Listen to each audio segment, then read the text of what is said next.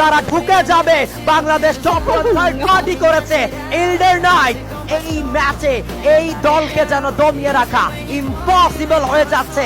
এখন এই লবির আরো একটা বড় team, that is Bangladesh top one, তারা সামনাসামনি কিন্তু রয়েছে। সামনে একটা বড় সুযোগ যেটা তৈরি করেছে ইকেএল বাংলাদেশ টপ ওয়ানের জন্য।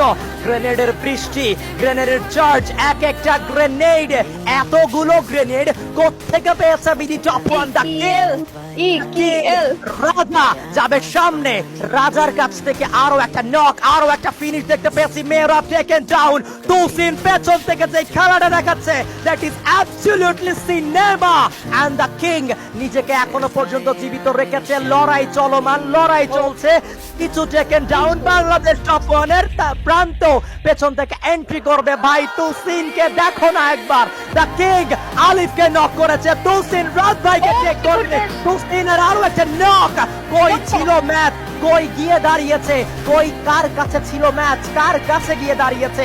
কে বুইয়া সিকিউর করার কথা ছিল, কার বুইয়া সিকিউর করছে দেখতে হবে। তুসিনের সামনে বড় সুযোগ, but the booyah goes to King Top One and Bangladesh Top One.